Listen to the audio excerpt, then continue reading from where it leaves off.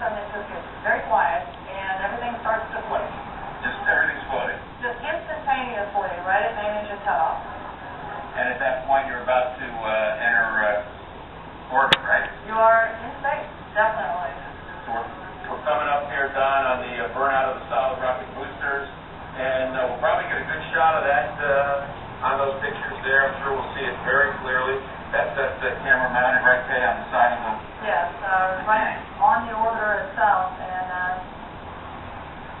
it's always amazing to see that camera when you consider the amount of heat and just how fast this is going and what that camera is up against. To see that a camera is that close to the spacecraft. They're off boosters. Yep. And the boosters, Don, is separated there. You can see that's a spectacular shot of that booster separation there. And of course, they will fall back into the ocean and they're recovered and then they're reused, right? That's correct. Yeah, quite a interesting process. And you know, Don, everybody says that they wanted to point this out. You know, the astronauts get all the credit, but this is a big team, right? It takes to put this show on. Oh, all the way across the country and in the case of the International Space Station around the world with our international partners. The astronauts are just fortunate folks that actually get to fly in space, but it takes a very large team to put us there. Yeah, it's quite fortunate. It's quite fortunate you get to do that. Yes, it is. So now the next milestone, I heard 2-engine cows on, which of course means that they can get to the transatlantic abort site if they needed to. But right now, it looks like everything is fine.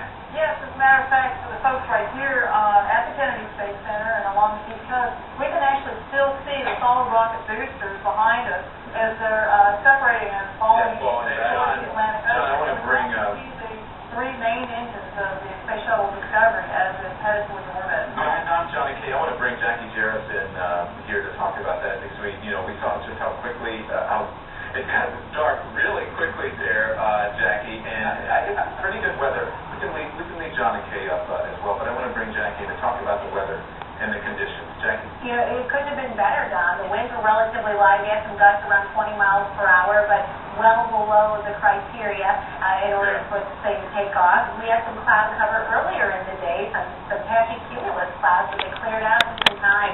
In fact, I haven't really seen weather better than this, other than for people who are trying to watch this elsewhere on the East Coast. We've got a lot of cloudiness across the southeast and the Atlantic. And John, you can see it for miles and miles. I mean, where you guys are, I mean, the skies just lit up, you guys. Oh, yeah. I was watching you in the monitor. It looked like it was daylight there, and then as soon as it got to a distance, back to darkness. Yeah, night to day, instantaneously, and you hear that, that rumble as, we get just that shock wave that rolls across from the launch pad out here. And, usually you hear everybody's car alarms going off in the parking lot here. And, now what? We're looking at another less than 4 minutes, 3 minutes or so, right, Kate? So we have main engine cut off, and that's when everything starts floating and you're in space. Yeah. That instantaneously. It's right about 8.5 minutes. What we're seeing, though, John, is we're replaying the launcher because it was such a beautiful launch. But it's, you said, just about 3 or 4 minutes before your main engine cutoff is what we're waiting on the next milestone. Right. In each one, the mission becomes safer and safer and safer, and they start to relax and breathe easier. And that works out. You may not be able to hear it. But, yeah, you're now, you're breathing a little bit of sigh of relief. You're close.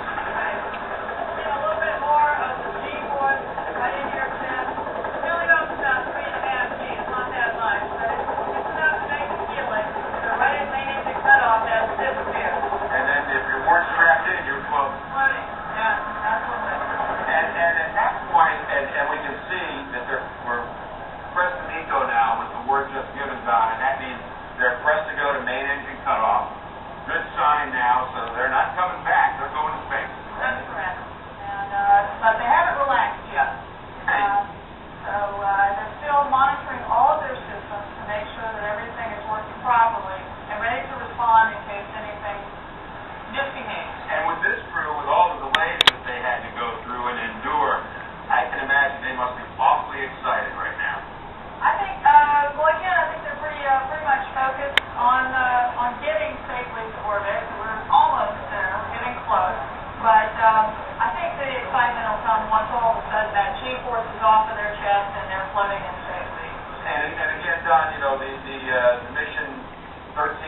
along, going to the International Space Station. Hey, what'll be just a day or two before they actually catch up to the space station? That's right.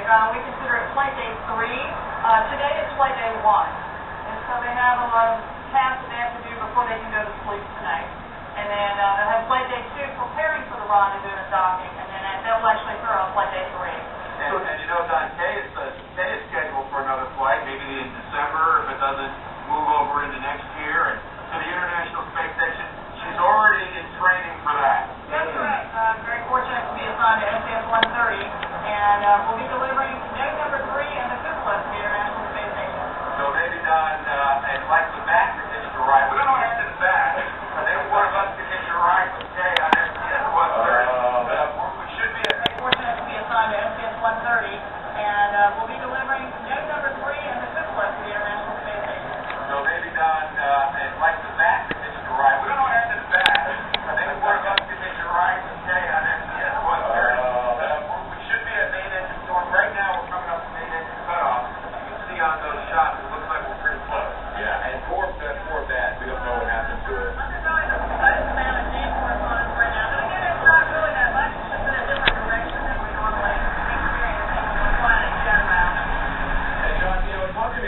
About the mission, because they're delivering the final parts needed for an expanded solar energy power system that's going to allow the station to double. Solar arrays, correct. Yeah. Talk to us about that. Well, the solar arrays they have, literally about 115 feet when they're extended, will provide power to the International Space Station. They have them up there already, 4 of them. They're bringing up another stack, so give them 6. And then they'll be able to provide full power. Right now, there you go. Look at that shot. There it is. That's it. Space shuttle literally falling away from the external tank there. And they're in space now, right? They're in space.